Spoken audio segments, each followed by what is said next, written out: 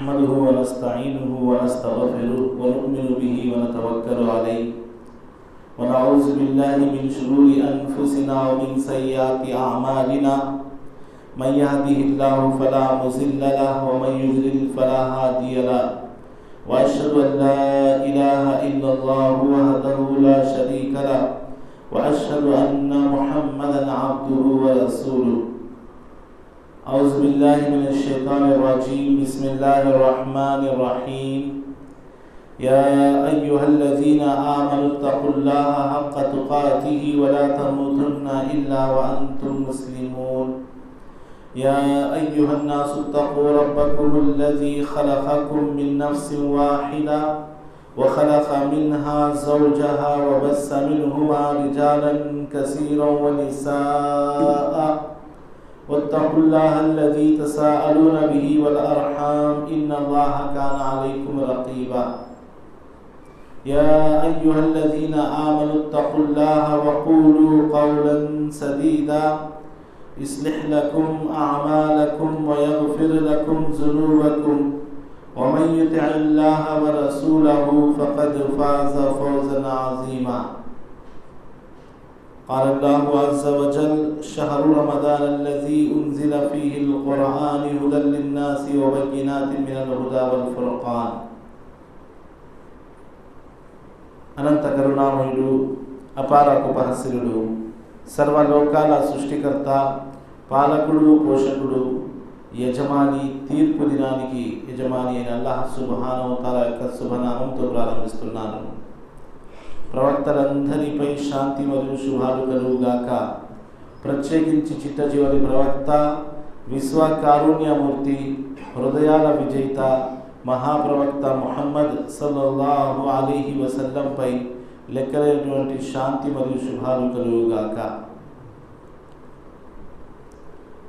ధార్మిక సోదరా సోదరిమణులారా, అల్హమ్దులిల్లా, అల్లాహ్ సుబ్హానహు వ తఆలా యొక్క దయా కారుణ్యం వలన ఈ పవిత్ర నెలని పొందగలిగాము.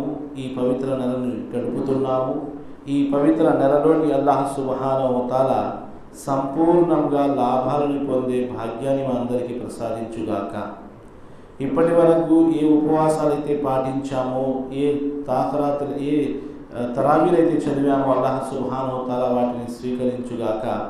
మిగిలిన రంజాన్ని పూర్తిగా లాభాదకరంగా మార్చుకునే భాగ్యాన్ని ప్రసాదించుగాక.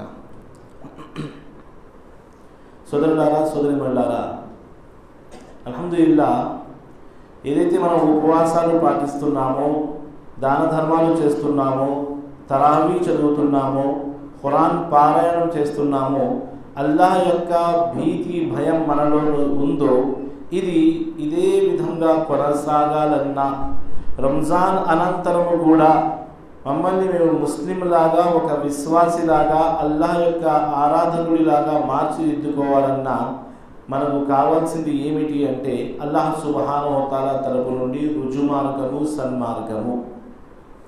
ప్రతిరోజు నమాజ్ మనం చదువుతాము. ముఖ్యంగా నమాజులు పాటించే విషయంలో రంజాన్ నెలలోని మనము నమాజులు పాటిస్తాము. సున్నత్, నఫిల్, ఫరజ్ అన్నీ చదువుతాము. అన్నిట్లో కూడా దాదాపుగా ప్రతి ఒక్క ముస్లింకి వచ్చిన సూరతుల్ ఫాతిహా. ఇందులోని అల్లాహ్ సుబ్హానహు వ తఆలా ఏ విషయాలైతే ప్రస్తావించాడో అందులోని ముఖ్యముగా అల్లాహ్ సుబ్హానహు వ తఆలా మా కొరకు దుఆని కూడా ఇందులో ఉంచాడు. ఈ దుఆని అల్లాహ్ సుబ్హానహు వ తఆలా ఉంచడమే కాకుండా మానవుడికి ఎన్నో అవసరాలు ఉన్నప్పటికీ కూడా కొన్ని విషయాల గురించే ఈ యొక్క సూరాలోని దుఆ చేయడం జరుగుతుంది. అల్హమ్దులిల్లాహి రబ్బిల్ ఆలమీన్ అర్రహ్మానిర్ రహీం మాలికి యౌమిద్దీన్ అన్నంత వరకు వాస్తవానికి దీని అర్థము అల్లాహ్ సుబ్హానహు వ తఆలా యొక్క పొగడత, అల్లాహ్ యొక్క గొప్పతనము ఈ 3 వాక్యాలలో తెలియజేస్తే, దాని తర్వాత వచ్చే వాక్యాల నుండి మనం చెప్పే మాటని ఇహ్దినస్ సిరాతల్ ముస్తఖీం ఏదైతే ఉందో ఇందులోని మానవుడు అల్లాహ్ సుబ్హానహు వ తఆలాతో కోరుతున్నాడు. ఆ కోరిక, ఆ దుఆ ఏమిటి అంటే, అల్లాహ్ మాకు సన్మార్గం ఏదైతే ఉందో, రుజు మార్గం ఏదైతే ఉందో, సత్య మార్గం ఏదైతే ఉందో ఆ మార్గంపై మాకు నడుపు, ఆ మార్గంపై మాకు స్థిరత్వాన్ని ప్రసాదించు, ఆ మార్గంపై మాకు జీవితాన్ని ప్రసాదించు అని చెప్పి మానవుడు అడుగుతున్నాడు. రెండో వాక్యం నేను మీ ముందు ఒకటి చదవడం జరిగింది. దానికి సంబంధించి షహరుల్ రమదాన్ అల్లజీ ఉన్జిల ఫీహిల్ ఖురాన్, ఈ వాక్యము చదవగానే మనకు వచ్చే ఆలోచన ఏమిటి అంటే, ఈ రంజాన్ నెలలోని అల్హమ్దులిల్లా ఏ విధంగా అయితే ఉపవాసాల యొక్క ఘనత ఉందో దానికి తగ్గట్టుగా ఖురాన్ ఇదే నెలలో అవతరించింది కాబట్టి ఖురాన్ యొక్క ఘనత కూడా ఈ నెలలో ఉన్న విషయాన్ని ఈ యొక్క ఆయతులోని, ఈ యొక్క ఖురాన్ వాక్యంలో ప్రస్తావించడం జరిగింది. దానితో పాటు ఇందులో ఇంకో విషయాన్ని కూడా ప్రస్తావించారు. అదేమిటి అంటే, షహరుల్ రమదాన్ అల్లజీ ఉన్జిల ఫీహిల్ ఖురాన్ హుదల్ లిన్నాస్.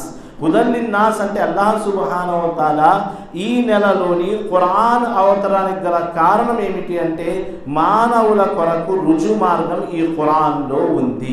ఈరోజు అంశం కూడా ఇన్షాల్లా ఈ అంశాన్ని నేను తీసుకున్నాను. అది ఏమిటి అంటే, ఇప్పటి వరకైతే మనము అల్లాహ్ దయా కారుణ్యం వల్ల ముస్లింలలాగే మొలుగుతున్నాము, ముస్లింలలాగే జీవితాన్ని కొనసాగిస్తున్నాము.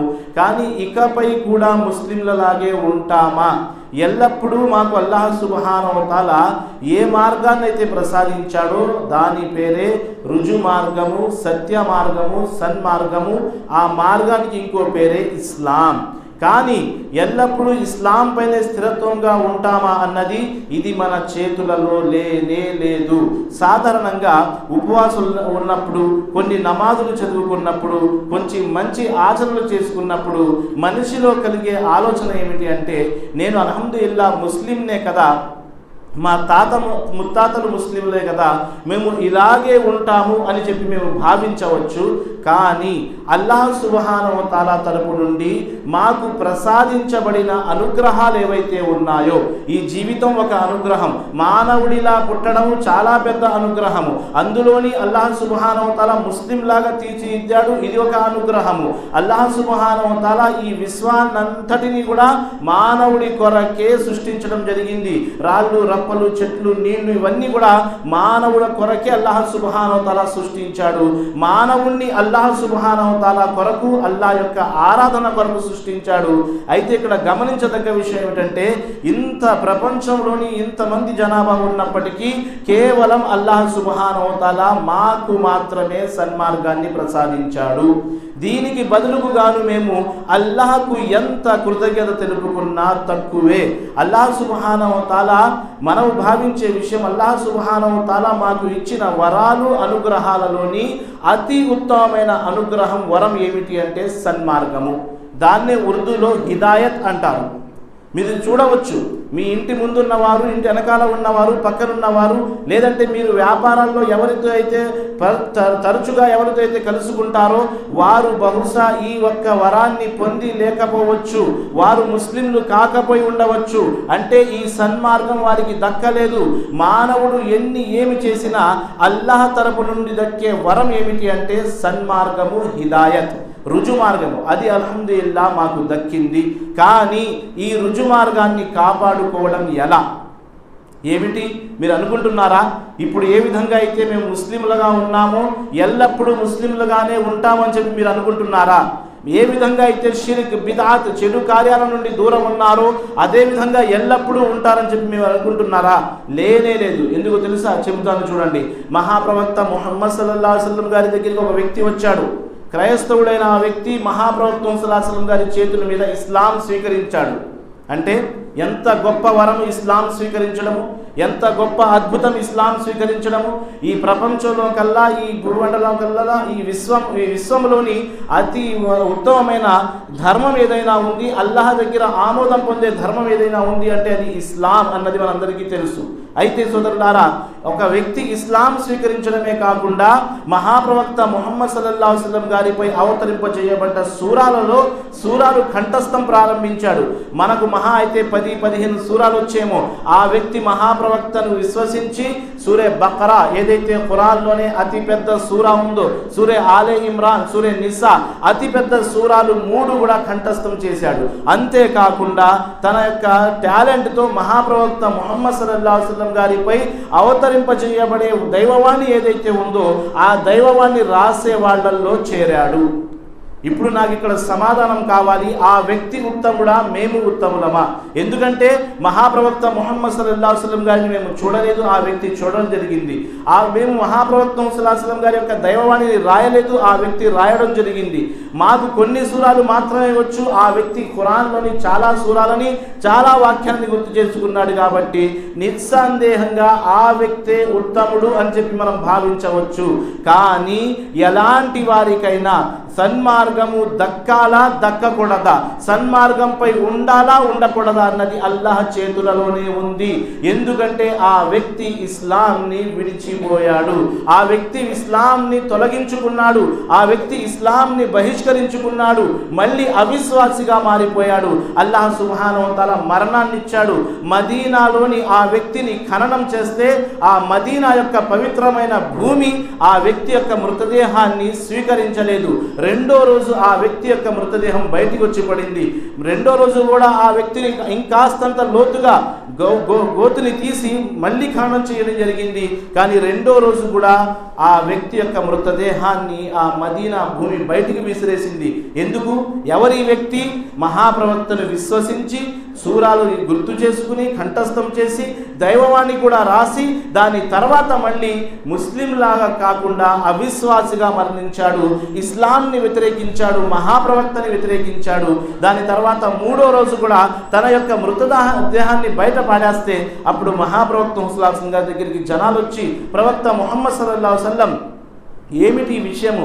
చూడండి, ఇంతలాగా మనం ఖననం చేసినా ఆ యొక్క భూమి ఇతన్ని స్వీకరించడం లేదంటే మహాప్రవక్త సల్లల్లాహు అలైహి వసల్లం గారు అన్నారు, అల్లాహ్ను ప్రవక్తను విశ్వసించి మళ్ళీ వ్యతిరేకిగా మారిపోయాడు, అందుకోసం ఈ భూమి తనని స్వీకరించదు, దయచేసి మీరు మదీనా బయటికి తీసుకెళ్ళి తనని ఖననం చేయండి అంటే ఆ వ్యక్తిని మదీనా బయటికి తీసుకెళ్ళి ఖననం చేయడం జరిగింది.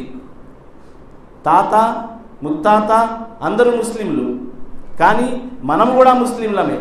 ఇలాగే ఇస్లాంపై స్థిరంగా ఉంటామా అన్నది గ్యారంటీ లేనే లేదు. ఎందుకంటే ఏదైతే సన్మార్గం ఉందో ఇది అల్లాహ్ చేతుల్లో ఉంది. చివరికి ఏ బాబా ఏ వలి ప్రవక్తలు కూడా సన్మార్గాన్ని ప్రసాదించలేరు. ఎందుకో తెలుసా? ప్రియ ప్రవక్త ముహమ్మద్ సల్లల్లాహు అలైహి వసల్లం గారి జీవిత చరిత్ర 10 సార్లు మనం విన్నాము. మహాప్రవక్త సల్లల్లాహు అలైహి వసల్లం గారి 8 సంవత్సరాల వయసు నుండి దాదాపుగా 50 సంవత్సరాల వయసు దాకా అన్ని విషయాలలోని తోడుగా నీడగా అండగా నుంచున్న వ్యక్తి మహాప్రవక్త ముహమ్మద్ సల్లల్లాహు అలైహి వసల్లం గారి బాబాయ్ అబూ తాలిబ్. ఇతను ఇస్లాం స్వీకరించలేదు.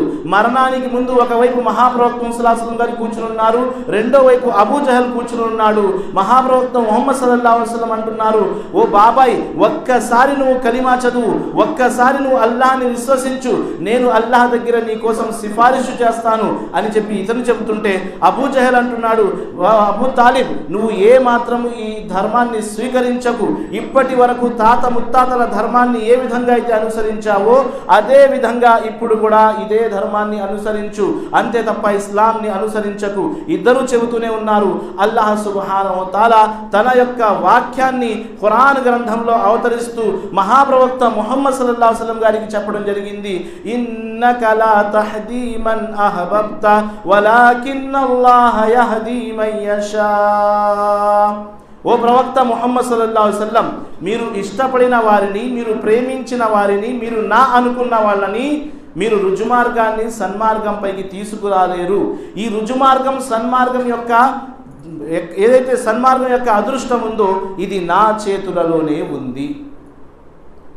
ఎంతలాగా అంటే వివరణలోకి వెళ్తే గనక మక్కా వాసులందరూ వచ్చి హెచ్చరిస్తూ మహాప్రవక్త సల్లల్లాహు అలైహి వసల్లం గారి బాబాయ్ అబూ తాలిబ్తో ఏమన్నారో తెలుసా? మీ అబ్బాయిని కాస్తంత ధర్మ ప్రచారం ఆపుకోమని చెప్పండి, లేదంటే మేము ఎంతకు తెగిస్తామో మాకు తెలీదు అని చెప్పి హెచ్చరించారు. మహాప్రవక్త ముహమ్మద్ సల్లల్లాహు అలైహి వసల్లం గారి ఇంటికి వచ్చిన తర్వాత అబూ తాలిబ్ అన్నారు, అబ్బాయి, కొంతమంది వచ్చారు, ఖురైష్ నాయకులు వచ్చారు, మక్కాకి సంబంధించిన పెద్ద మనుషులు వచ్చారు. వాళ్ళు చెప్పిన మాట ఏమిటంటే నువ్వు ధర్మ ప్రచారం కాస్తంత తగ్గించమన్నారు, రహస్యంగా చేయమన్నారు, లేదంటే నీ ప్రాణానికే నష్టం కలుగుతుంది అన్నారు. అన్నప్పుడు మహాప్రవక్త సల్లల్లాహు అలైహి వసల్లం గారు ఏమన్నారు? బాబాయ్, ఒకవేళ వీరు గనక నా ఒక చేతిలోని సూర్యుడిని ఇంకో చేతిలో చంద్రుడిని పెట్టినా కానీ నేను ధర్మ ప్రచారాన్ని వదలను అన్నారు. అప్పుడు బాబాయ్ చెప్పిన సమాధానం ఏంటో తెలుసా? ఎల్లు బిడ్డ ఎల్లు, నువ్వు ధర్మ ప్రచారం చెయ్యి, నీకు తప్పనిసరిగా నేను తోడుగా నిలుస్తాను అన్నారు. అంటే ప్రాణానికి నష్టం ఉన్నా కానీ నా ప్రాణం నీకు అడ్డు పెడతానన్న మాటని అబూ తాలిబ్ చెప్పడం జరిగింది. అలాంటి బాబాయిని మహాప్రవక్త ముహమ్మద్ సల్లల్లాహు అలైహి వసల్లం గారు సన్మార్గంపైకి తీసుకురాలేకపోయారంటే మేము ఎల్లప్పుడూ సన్మార్గంపై ఉంటామని చెప్పి ఎలా ఆలోచించగలము? అందుకోసమే ఇంకొన్ని ఉదాహరణలు చెప్పి ఏదైతే అల్లాహ్ ఇస్లాం లాంటి అతి ఉత్తమమైన ధర్మాన్ని మాకు వరముగా ప్రసాదించాడో దీన్ని ఎల్లప్పుడూ దీనిపై స్థిరంగా ఉండాలంటే, దీన్ని రక్షించుకోవాలంటే ఏ ఆచరణలు ఉన్నాయో అవి కూడా ముక్తసరిగా చెప్పడానికి ప్రయత్నిస్తాను. మా తాత ముత్తాతలు లేదా మా కుటుంబాలు, మా రంగులు, మా యొక్క హోదాతనము లేదంటే మా ఆస్తుపాస్తులు ఏవి కూడా మాకు ఇస్లాం పైకి తీసుకురాలేవు, ఏవి కూడా ఇస్లాంపై స్థిరంగా ఉంచలేవు. ఇస్లాం యొక్క వరం అన్నది అల్లాహ్ తరపు నుండే దక్కుతుంది.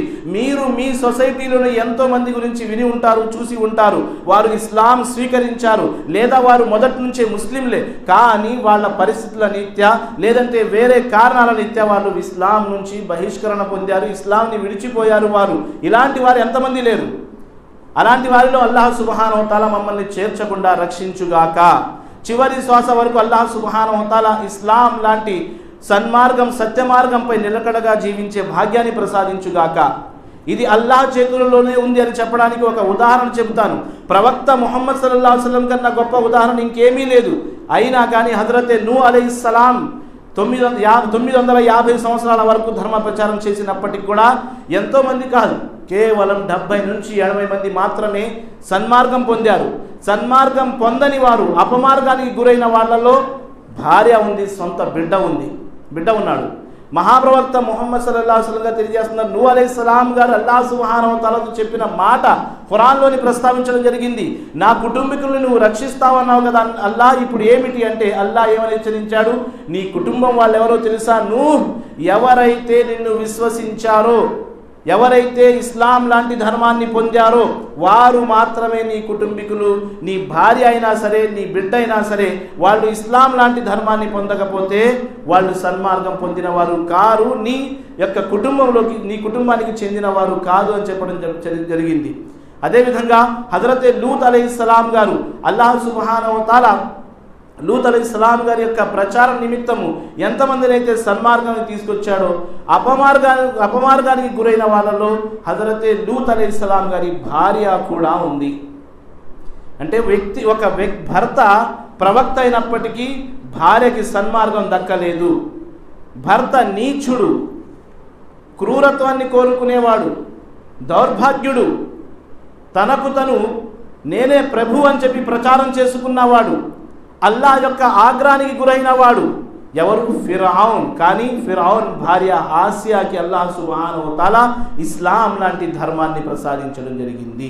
ఇవి కొన్ని ఉదాహరణలు ఎందుకు చెప్పారంటే, కేవలం మనము కొన్ని నమాజుల ద్వారా, కొన్ని దుర్గాల ద్వారా, ఉపవాసాల ద్వారా ఎల్లప్పుడూ ముస్లింలుగానే ఉంటాము అన్నది గ్యారంటీ లేదు సోదరులారా.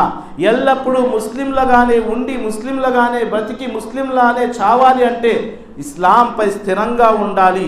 అల్లాహ్ సుబ్హానహు వ తఆలాతో దువా చేస్తూ ఉండాలి. మొట్టమొదటి విషయం, ఒకవేళ స్థిరత్వాన్ని కోరుకుంటే, ఏదైతే సన్మార్గంపై ఎల్లప్పుడూ ఉండాలంటే మనం చేయవలసింది దువా. దువాలో ఎన్నో విషయాలు అడుగుతాం మేము, కానీ ముఖ్యంగా అడగవలసింది ఏమిటో తెలుసా? వల్లా ఈరోజు అల్హమ్దులిల్లా జీవితం నాకు అనుకూలంగా ఉంది కాబట్టి నేను ఇస్లాంపై ఉన్నాను. నా జీవితం అల్లకల్లోలమైనా కానీ నా నుండి ఇస్లాంని నువ్వు తొలగించవద్దు అని చెప్పి దువా చేస్తూ ఉండాలి. ఎందుకో తెలుసా? ఆ దువా మనకు అవసరం లేదండి. ముస్లింలమే కదా, ముస్లిం సొసైటీలోనే ఉంటున్నాం కదా, ముస్లింలాగే జీవిస్తున్నాం కదా. ఈయనేంటి ఇలా మాట్లాడతారంటే, మనందరి ఆదర్శమూర్తి మహాప్రవక్త ముహమ్మద్ సల్లల్లాహు అలైహి వసల్లం గారి దువా వినండి. ప్రవక్త ముహమ్మద్ సల్లల్లాహు అలైహి వసల్లం గారు దువా చేసేవారు, యా ముకల్లిబల్ ఖులూబ్ సబ్బిత్ ఖల్బి అలా దీనిక్. ఓ హృదయాలను తారుమారు చేసే ప్రభువా, నా హృదయాన్ని నీ యొక్క ధర్మంపై స్థిరంగా ఉంచు. మహాప్రవక్త ముహమ్మద్ సల్లల్లాహు అలైహి వసల్లం గారి గురించి అసలు నౌజు బిల్లా మేము ఈ విషయాన్ని ఆలోచించగలమా? ప్రవక్త ముహమ్మద్ సల్లల్లాహు అలైహి వసల్లం గారు ఇస్లాంని విడుతారా? ఏ మాత్రం వీడరు. మహాప్రవక్త సల్లల్లాహు అలైహి వసల్లం గారు ఆయనే ఇస్లాం ధర్మ ప్రచారకుడు, ఆయన అందరి కొరకు ఆదర్శమూర్తి. ఆయన చేస్తున్న దువా ఏమిటి? వల్లా హృదయాన్ని తారుమారు చేసే మహాప్రవక్త సల్లల్లాహు అలైహి వసల్లం గారిని అడగడం జరిగింది. ప్రవక్త ముహమ్మద్ సల్లల్లాహు అలైహి వసల్లం గారు, మీరు ఇస్లాంని విడిపోరు కదా, ఎందుకు అల్లాహ్తో దువా అడుగుతున్నారు? ధర్మంపై నిలకడగా నా హృదయాన్ని ఉంచు అని చెప్పి ఎందుకు దువా చేస్తున్నారంటే, అప్పుడు మహాప్రవక్త సల్లల్లాహు అలైహి వసల్లం గారు తెలియజేశారు, మానవుడి యొక్క హృదయాలు అంటే మీ హృదయాలు, నా హృదయాలు, ఎవరైతే మహిళామరులు ఉన్నారో వారి హృదయాలు, అందరి హృదయాలు కూడా అల్లాహ్ సుబ్హానహు వ తఆలా యొక్క 2 వేళ్ల మధ్యలో ఉన్నాయి. మనందరి హృదయాలు కూడా 2 వేళ్ల మధ్యలో ఉన్నాయి. ఎప్పుడు అల్లాహ్ సుబ్హానహు వ తఆలా ఎటువైపుకు తిప్పుతాడో అల్లాహ్కు మాత్రమే తెలుసు. ఇప్పుడు మనం సన్మార్గంపై ఉన్నాము, అల్లాహ్ తిప్పితే అపమార్గానికి గురైపోతాము. మహాప్రవక్త సల్లల్లాహు అలైహి వసల్లం గారు దువా చేసేవారు, అల్లాహ్ సన్మార్గంపై స్థిరంగా ఉంచు అని చెప్పి.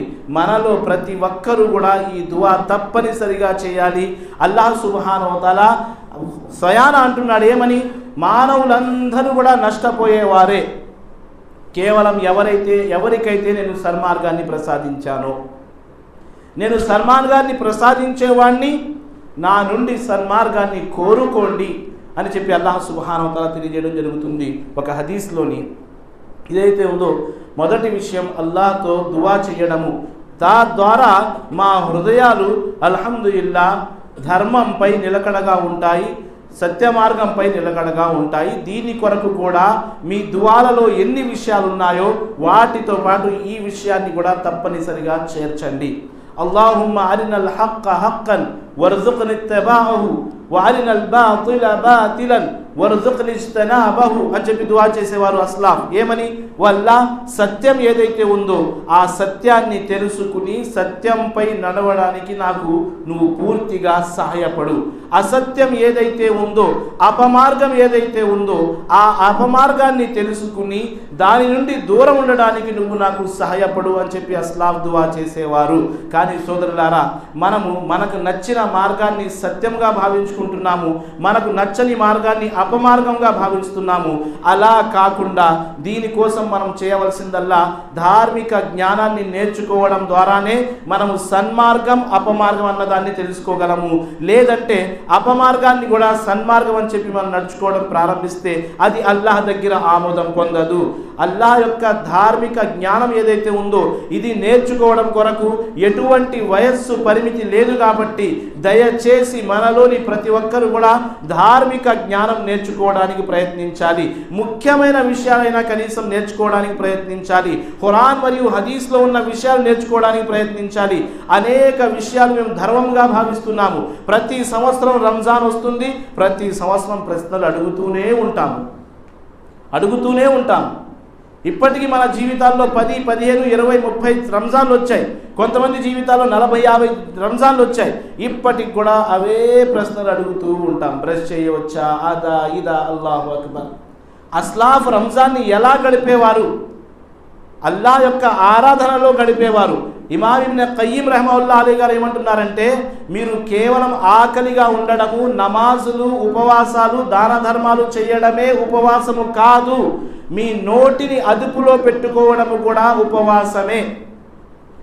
వృధాగా మాట్లాడడము, వృధాగా ప్రశ్నించడము, వృధమైన విషయాలు చూడడము, వినడము, ఇవన్నీ కూడా రోజాని, మన ఉపవాసాన్ని భంగపరుస్తుంది లేదా బలహీనముగా మారుస్తుంది. అస్లాఫ్లోని ఇంకో విషయాన్ని కూడా తెలియజేయడం జరిగింది.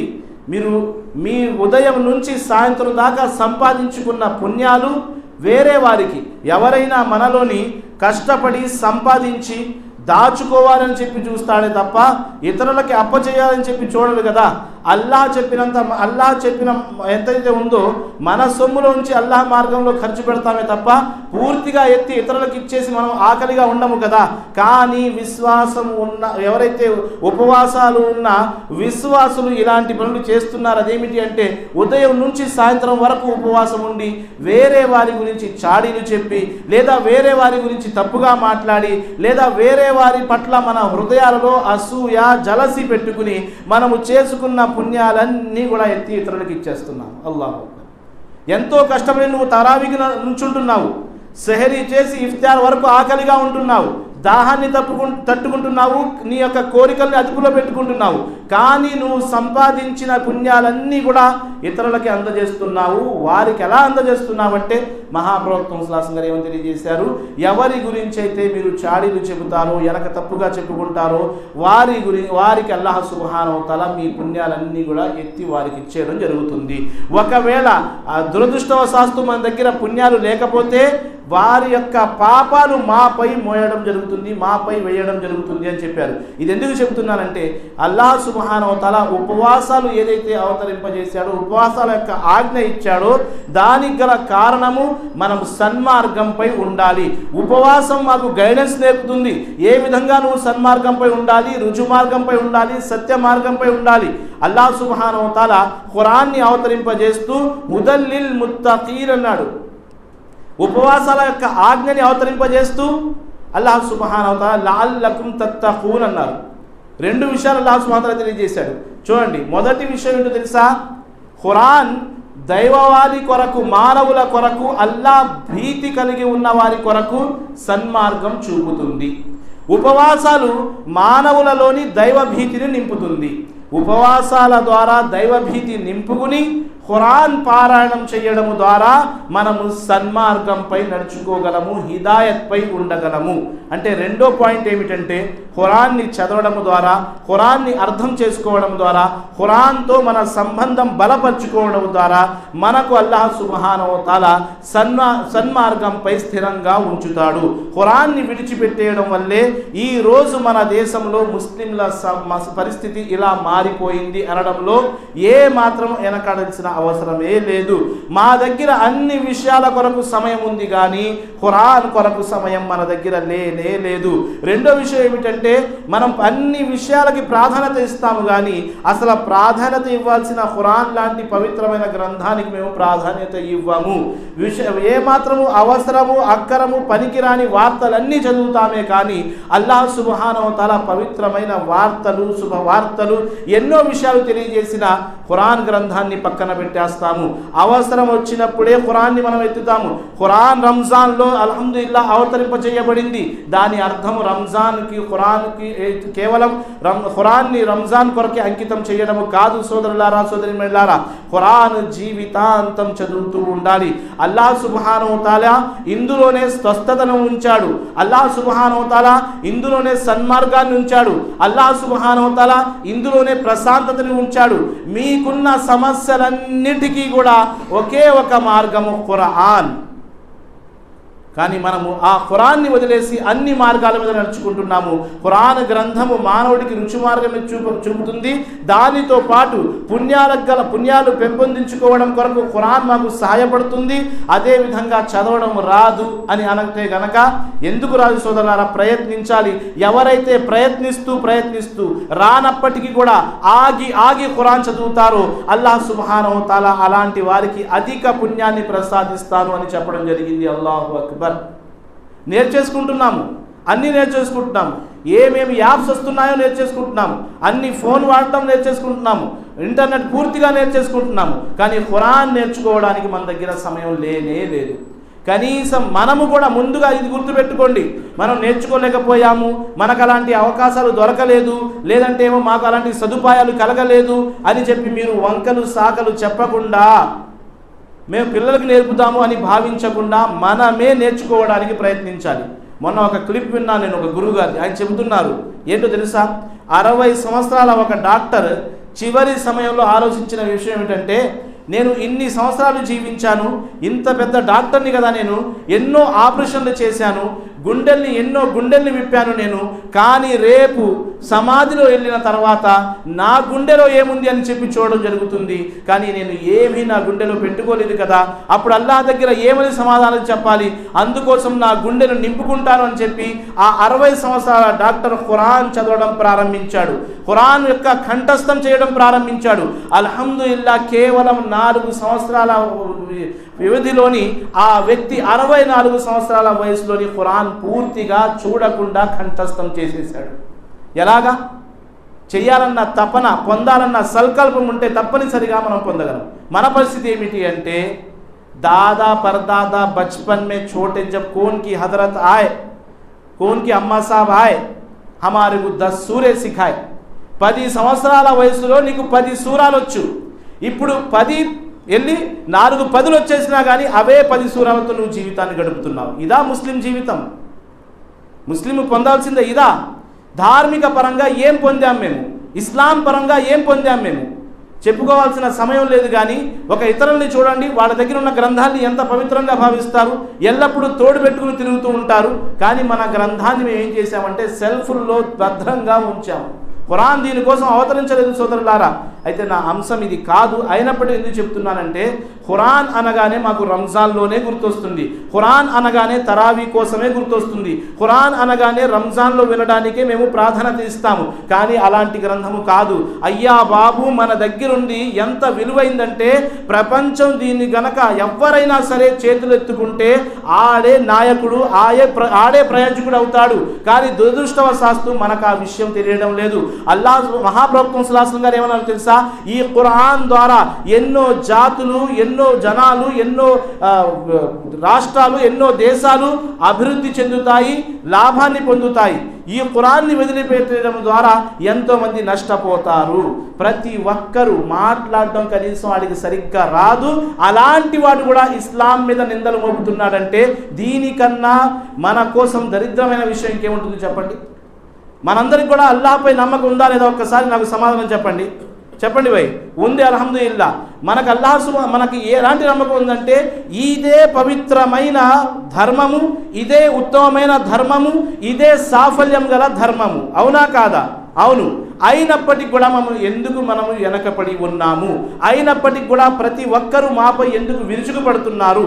అయినప్పటికీ కూడా ఎందుకు మన మీదే బలవంతాలు, దౌర్జన్యాలు జరుగుతున్నాయి అంటే దానికి కారణం ఏంటో తెలుసా? ప్రత్యేకంగా ఎవరో వచ్చి ఏదో మాపై దాడి చేయాల్సిన అవసరం లేదు. మన ధర్మాన్ని మనం అర్థం చేసుకోలేకపోయాము. మన ధర్మంలో అల్లాహ్ అందరి కోసం ప్రత్యేకంగా మా కోసం అవతరింపజేసిన గ్రంథాన్ని మేము స్వీకరించలేకపోయాము, దాన్ని మేము అర్థం చేసుకోలేకపోయాము. అందుకోసమే ఇలాంటి నష్టాలకు గురవుతున్నాము. మాకు రూల్ మోడల్ అంటూ ఒకటి తెలియజేశారు, మహాప్రవక్త ఆదర్శమూర్తి అని చెప్పి తెలియజేయడం జరిగింది. కానీ ముస్లిం సమాజం మహాప్రవక్తని ఆదర్శమూర్తిగా భావించదు, అన్ని విషయాలలో ఆదర్శంగా తీసుకోదు. మరి నష్టం పోక ఇంకేమి లాభం కలుగుతుంది చెప్పండి సోదరులారా? ఇక సన్మార్గం పొందాలంటే ఇంకో విషయం చెప్తాను. అదేమిటి అంటే స్నేహాన్ని బట్టి మానవుణ్ణి అల్లాహ్ సుబ్హానహు వ తఆలా తీర్పు దినం నాడు ఎలా లెక్క చేస్తాడో తెలుసా? నీ స్నేహితుడి యొక్క ధర్మాన్ని బట్టి నీ ధర్మం ఏదైతే ఉందో దాని యొక్క లెక్క తీసుకోవడం జరుగుతుంది అని చెప్పారు మహాప్రవక్త సల్లల్లాహు అలైహి వసల్లం గారు. మీరు ఒక ఇనుము బట్టి ఉన్న వారి దగ్గరికి వెళ్ళి కూర్చుంటే గనక ఆ వ్యక్తి ఏం చేస్తాడు? కూర్చున్నంతసేపు ఆ ఇనుము బట్టి వల్ల మీకు అన్ని విధానాలుగా అంటే ఆ వేడి వల్ల కత్తులు సానబెట్టే వాడి దగ్గర మీరు కూర్చుంటే అక్కడ కూర్చున్నంతసేపు మీకు వేడే కలుగుతుంది, లేదా ఏదో ఒక అగ్నిరవ్వ మీపై వచ్చి నష్టమైనా కలిగించవచ్చు. రెండో ఉదాహరణ మహాప్రవక్త సల్లల్లాహు అలైహి వసల్లం గారు ఎంతో ఇచ్చారంటే, ఒక అత్తరు అమ్మే వ్యక్తి దగ్గర మీరు కూర్చున్నారు, కూర్చున్నంతసేపు మీరు సువాసన పొందుతారు. ఆ వ్యక్తి సంతోషంగా మీకు కాస్తంత అత్తరైనా సంతోషంగా పూస్తాడు. దీని ఉదాహరణకి ఎవరికి ఇచ్చారో తెలుసా మహాప్రవక్త సల్లల్లాహు అలైహి వసల్లం గారు? మంచి స్నేహితులు చెడ్డ స్నేహితులతో ఇచ్చారు మహాప్రవక్త సల్లల్లాహు అలైహి వసల్లం. అంటే మంచి వాళ్ళతో స్నేహం చేస్తే సన్మార్గంపై ఉంటాము, వాళ్ళ మార్గాన్ని నడుచుకుంటాము. చెడ్డ వాళ్ళతో స్నేహం చేస్తే చెడ్డ వాళ్ళలాగా మారిపోతాము. మరి చెడ్డ వాళ్ళని మంచి వాళ్ళలా మార్చడం ఎలాగంటే దానికంటూ విధానాలు ఉన్నాయి, పద్ధతులు ఉన్నాయి, దావతు తబ్లీగ్ ఉంది, ప్రచారం ఉంది, అనేక పనులు ఉన్నాయి. అవి మనకు అవసరం లేదు. ఇప్పుడున్న పరిస్థితుల్లో మేము సన్మార్గంపై ఉన్నామా లేమా, అల్లాహ్ మరియు ప్రవక్తను విశ్వసిస్తున్నామా లేమా, అల్లాహ్ మనం తీర్పు దినం నాడు అల్లాహ్ ముందు స్వర్గాన్ని పొందాలన్న తపన మనలో ఉందా లేదా అని చూసుకోవాల్సిన అవసరం ఉంది సోదరులారా. ఈ రంజాన్ నెలని అదృష్టంగా భావించి మిగిలి ఉన్న రోజులలోని పరిపూర్ణంగా పుణ్యాలు పొందుతూ అల్లాహ్తో దువా చేస్తూ ఎల్లప్పుడూ అల్లాహ్ విశ్వాసంపై స్థిరంగా ఉంచు, వల్ల మనకు చివరి శ్వాస వరకు కూడా సన్మార్గంపై ఉంచు అని చెప్పి దువా చేసుకుంటూ జీవితాన్ని గడుపుదాము. అదేవిధంగా అల్లాహ్ ఈ రంజాన్ని ఎలా గడిపే భాగ్యాన్ని ప్రసాదించాలంటే రంజాన్ అయిన అనంతరం మాకు ఒక సంతోషం కలగాలి. అల్హమ్దులిల్లా ఈ రంజాన్లో నేను పుణ్యాలు మూటగట్టుకున్నాను, అదేవిధంగా అల్హమ్దులిల్లా ఈ రంజాన్ ద్వారా నాలో మార్పు వచ్చింది. లేదు కేవలం ఆకలి నిద్ర ఆపుకుని మాత్రమే రంజాన్ని గడిపామంటే మా ఉపవాసాల యొక్క అవసరం అల్లాహకు లేనే లేదు. అల్లాహ్ మా ఆకలిని కోరడు. అల్లాహ్ సుబ్హానహు తఆలా మానవులపై ఆగ్రహించేవాడు కాదు, కోపగించుకునేవాడు కాదు. ఏదో మమ్మల్ని ఆకలిగా ఉంచాలన్నది ఉద్దేశం అల్లాహ్ని కాదే కాదు. అల్లాహ్ యొక్క ఉద్దేశము దైవ భీతి మనలో ఎంత కలుగుతుంది. మీరు ఎవరికి తెలియకుండా తినండి తాగండి, ఎవరికి తెలుసు? అల్లాహ్కు మాత్రమే తెలుసు. కానీ ఆగిపోతున్నారు ఎవరి కొరకు? కేవలం అల్లాహ్ కొరకు మాత్రమే. అస్లాఫ్ రంజాన్ గడిపితే ఎలా గడిపేవారు తెలుసా? దాని యొక్క ప్రభావం ఉదాహరణ చెప్తాను. లాగి ఒక దెబ్బ కొట్టాడు మీకు, దాని యొక్క ఎఫెక్ట్, దాని యొక్క నొప్పి ఎంతవరకు ఉంటుంది? 5 నిమిషాలు, 10 నిమిషాలు. తగిలే దెబ్బని బట్టి మీ శరీరంలో నొప్పిని మీరు ఫీల్ అవుతారు. అదేవిధంగా ఏదైనా శుభవార్త వింటారు, మీలో సంతోషం కలుగుతుంది. ఆ సంతోషం ఎంతవరకు ఉంటుంది? ఆ శుభవార్తని బట్టి దాని ఎఫెక్ట్ ఉంటుంది. బాధాకరమైన విషయం విన్నప్పుడు బాధ కలుగుతుంది, దాని ఎఫెక్ట్ కూడా ఉంటుంది. మరి 30 రోజులు కేవలం అల్లాహ్ కొరకు ఎంతో సంతోషంతో అదే పనిగా 335 రోజులు లేని అలవాటుని మార్చుకుని నువ్వు అల్హమ్దులిల్లా 7-8ంటికి నిద్ర లేచేవాడివి 4-4:30కే లెగుస్తున్నావు కదా. మరి రంజాన్ తర్వాత అది ఎక్కడికి వెళ్ళిపోతుంది? కనీసం పండగ రోజు కూడా ఆ ఎఫెక్ట్ నీలో ఉండడం లేదేమిటి సోదరులారా? అస్లాఫ్ రంజాన్ గడిపితే రంజాన్ అనంతరం 6 నెలల వరకు దువా చేసేవారు. ఏమిటో తెలుసా? మేము ఎలాగంటే ఈరోజు ఫజర్ చదివితే నాకన్నా నా ఫజర్ స్వీకరించబడింది, నాకన్నా ఉత్తముడు ఎవడు లేడు, నేనే పెద్ద విశ్వాసం భావిస్తాము కదా. మన సలఫ్ అస్లాఫ్ ఎలా రంజాన్ గడిపేవారంటే, అస్లాఫ్ ఎవరిని అంటారు? ఎవరైతే మహాప్రవక్త విధానాన్ని అనుసరించినా మనకన్నా పూర్వం వాళ్ళు ఉన్నారో వారిని అస్లాఫ్ అంటారు. ధర్మంపై నిలకడగా ప్రవక్త గారి లాంటి జీవితాన్నే గడిపేవారు, వారిని అస్లాఫ్ అంటారు. ఎలా గడిపేవారు తెలుసా? కొన్ని ఉపవాసాలు మాకింత సంతోషాన్ని ఇస్తే వారి యొక్క ఉపవాసాలు ఎలాగుండేవంటే, నెల అయిపోయిన తర్వాత 6 నెలల వరకు వారిని ఒక బాధ పీడించేది. అదేమిటో తెలుసా? దాని నిమిత్తమే వారు అల్లాను ఆరాధిస్తూ దువా చేసేవారు. వల్లా నేను 30 రోజులు ఉపవాసాలు ఉన్నాను కదా, 30 రోజులు నేను తరావీ చదివాను కదా, అవి స్వీకరించు అల్లా. చూడండి, స్వీకరించబడ్డాయో లేవో నాకు తెలియదు అల్లా. వారు ఏ లోపము లేకుండా ఉపవాసాలు పాటించేవారు. అన్ని లోపాలతో పాటు మనం ఉపవాసం పాటిస్తున్నాం. టైం పాస్ చేయడం కోసం ఉపవాసం పాటిస్తున్నాం. మనం బాగా గమనించాలి. ఎవరికైనా ముప్పు కల్పించిందా? సంతోషం, ఎందుకంటే ఉన్నమాట చెప్పాను. సమయం మనం ఫోన్లో కానివ్వండి అటు ఇటు వృధా చేయడం కోసము రంజాన్ లేనే లేదు సోదరులారా.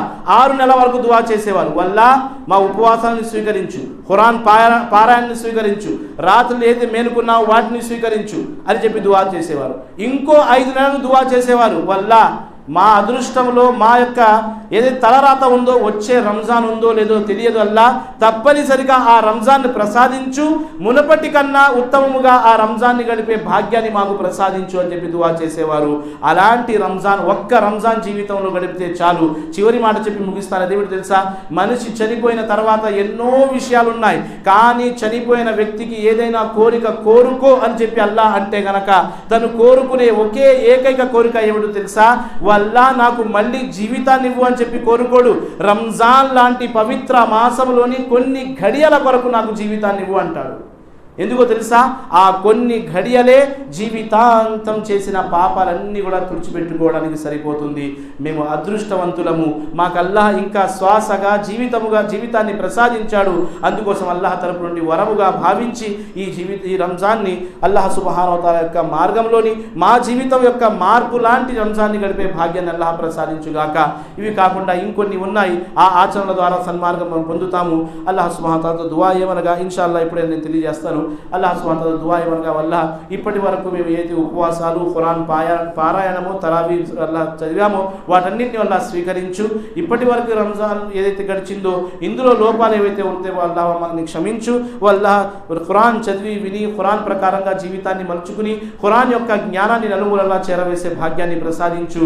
వల్ల మనందరికి కూడా జీవితాంతం వల్ల విశ్వాసంపై జీవించే భాగ్యాన్ని ప్రసాదించు. చివరి శ్వాస సమయంలో అల్లా చివరి ఘడియలలో కలిమే తౌహీద్ మాకు ప్రసాదించు. మనలోని ఎవరైతే అప్పులలో మునిగి ఉన్నారో వల్ల వారి అప్పులు తేరే వరకు వల్ల సులభమైన మార్గాన్ని ప్రసాదించు. మా అందరికీ హలాల్ తిని హలాల్ సంపాదించి హలాల్ మార్గాన్ని నడుచుకునే భాగ్యాన్ని మాకు ప్రసాదించు. హరాం మార్గం నుండి వల్ల మమ్మల్ని రక్షించు. మనలోని ఎవరైతే వల్ల అనారోగ్యంగా ఉన్నారో వారికి పూర్తి సంపూర్ణ ఆరోగ్యాన్ని ప్రసాదించు. వల్ల ఎక్కడెక్కడైతే ముస్లిం సమాజంలోని ముస్లింలకు వల్ల ఇబ్బందులు నష్టాలు కలుగుతున్నాయో అక్కడ అన్ని చోట్ల వల్ల అలాంటి ముస్లింలకి నువ్వు అన్ని విధానాలుగా ఆదుకో. వల్ల శత్రువులకి ఇస్లాం అంటే ఏమిటో తెలియజేయి. వల్ల వారికి హిదాయత్ని ప్రసాదించు. లేదంటే వల్ల వారికి పూర్తిగా శిక్షించు. వల్ల పరిపూర్ణంగా విశ్వాసిగా వల్ల నమాజులు స్థాపిస్తూ ఎల్లప్పుడూ నీ మార్గంపై నడుచుకునే భాగ్యం మాకు ప్రసాదించి వల్ల జీవితాన్ని గడిపే భాగ్యాన్ని ప్రసాదించు. ఇక్కడ కూర్చున్న వాళ్ళ మహిళల మగవారి యొక్క హృదయాలలో ప్రతి ఒక్కరి హృదయాలలో ఏ అయితే ధర్మ సమ్యతమైన కోరికలు ఉన్నాయో ఆ కోరికలన్నీ నాకన్నా నువ్వు బాగా తెలిసిన వాడి వల్ల అందరి కోరికలను నువ్వు తీర్చు. ఆమీన్ సుమ్మా ఆమీన్. వాఖిరు దావా అల్హమ్దులిల్లాహి రబ్బిల్